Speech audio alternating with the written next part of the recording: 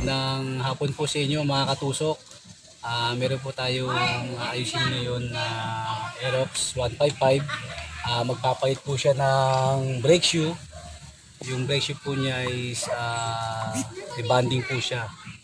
Bali rubberize po siya. Ito po dito para kung paano po natin kalasin at magkabit ng bagong brake shoe. Okay.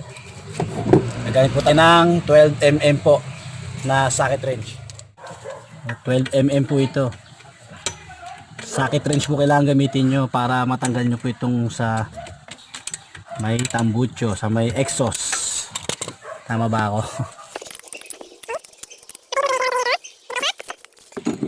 Sa tambucho pa rin po. Bali gamit tayo ng 14 po na socket din. Tapos gamit tayo ng mas mababa dahil wala po tayong gamit na impact drive. Kaya ito muna po gagamitin natin para mas maano po yung puwersa pagtanggal.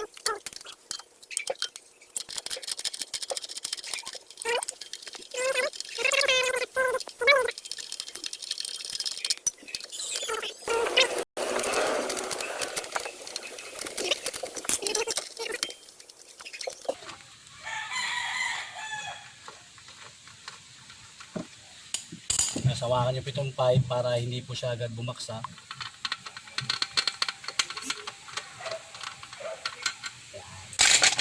Yan, tanggal na po siya.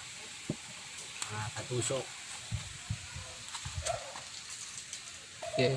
Tapos tatanggalin po natin itong cover po ng radiator. Bali gagamit tayo ng T-wrench po na 8.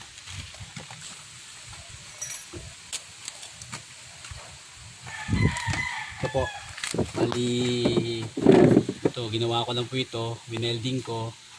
Dati siyang Y tools 8G saka 12. Yan natin ito, bali 8.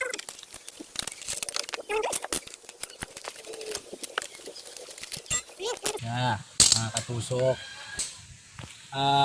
Ito naman po sa may swing arm, tatanggalin din po ito para matanggal po natin itong mags.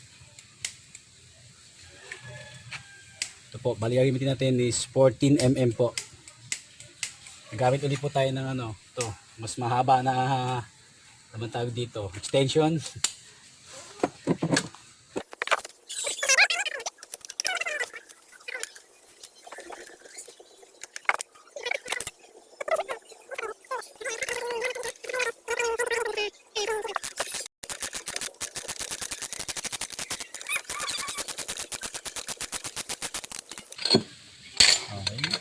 Tanggal na po siya. Bali, gamit po tayo ng 24mm.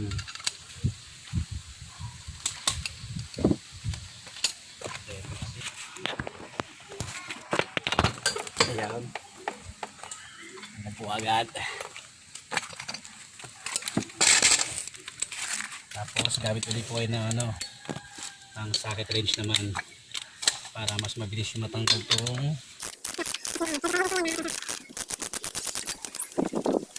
ito po niyan. Ito naman po sa may shock, 12mm po siya. Yan.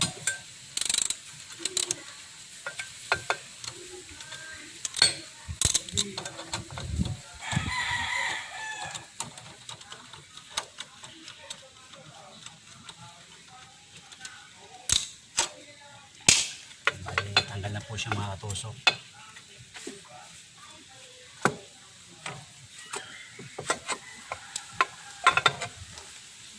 Swing arm, dumi. Iwagan natin para mayangat po yung shock at may labas po natin tong mag sa kagulong. Tayo ng ng 12mm din po na open dito sa likod. Kasi medyo pasabay po yan. Wala nang pangontra.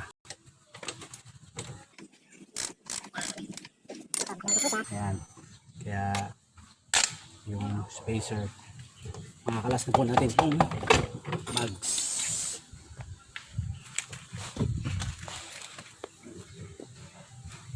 gamit niya na brake shoe. Nakapagpalit na po siya ng RS8 kay Don Luigi po. Yan. Yan ang pagkalas niyan. Yan, kalas na po siya. Tapos linisan po natin para marami pong dumi o grasa.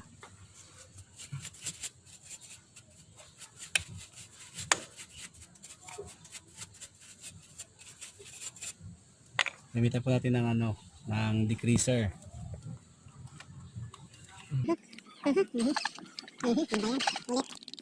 Mga katusok, gamitan po natin siya ng degreaser para mawala po yung mga yung grasa po dito.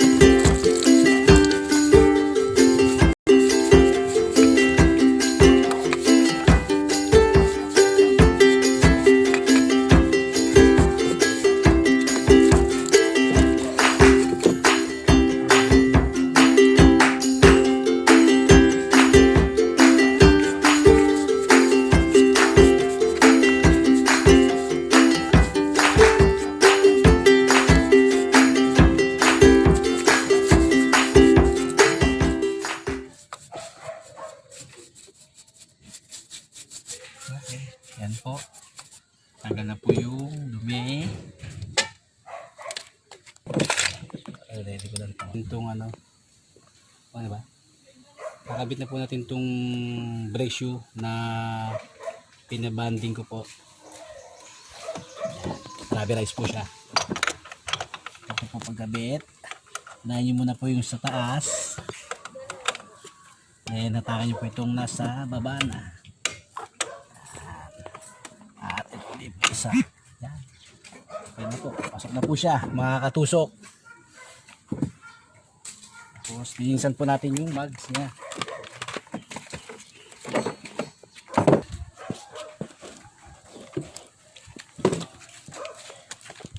Okay na yan din. Ito po. Gagamit na natin ng degreaser. Kasi na po kaya dito na po nakalagay sa biogenic alcohol. Nasira na rin po kasi yung yung nalagyan po ng degreaser. Sobrang dumi po ng mags po di Don Luigi.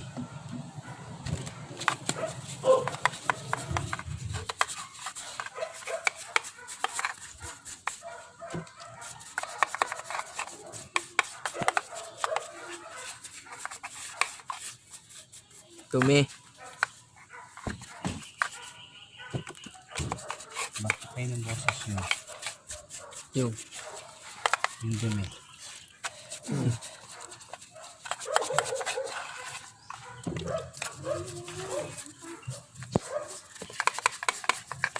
Yan, sobrang dumi.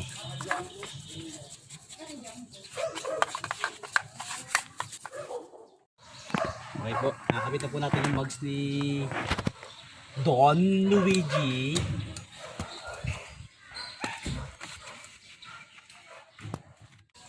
Okay, ay babagin na po natin itong mugs. Tapos itong spacer po nung sa smooth arm.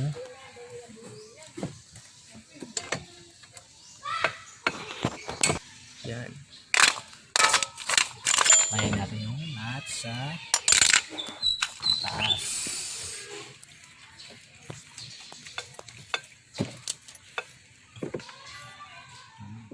Okay, nakabit na po yung swing arm sa itong shock. Ito naman pong tambuchi kakabit natin. Unahin nyo muna po dito mga katusok.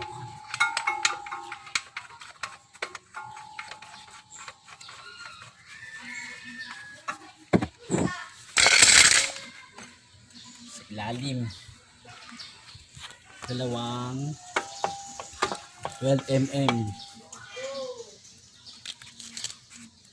Ito Jay. Lali. Ito mo.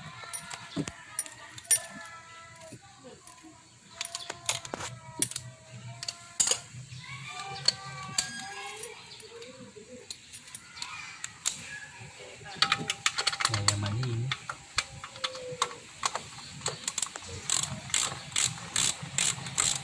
Huwag nyo muna pong hikitan yung sa may bandang ano po yung 12mm po dito sa Mitambot ko kailangan Sino to? pantay nyo muna po yung Sininong ba yan?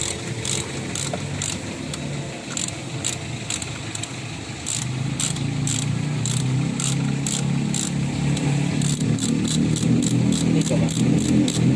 Okay ka ba?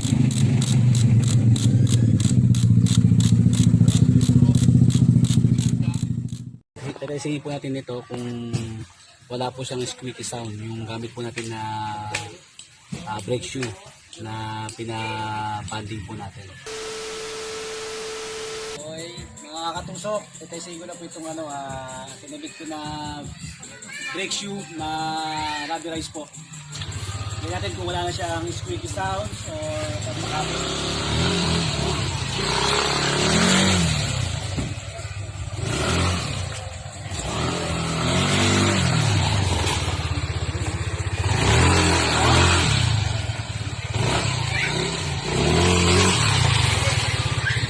Makakasikasan. Nakapit. Okay po. Maraming salamat.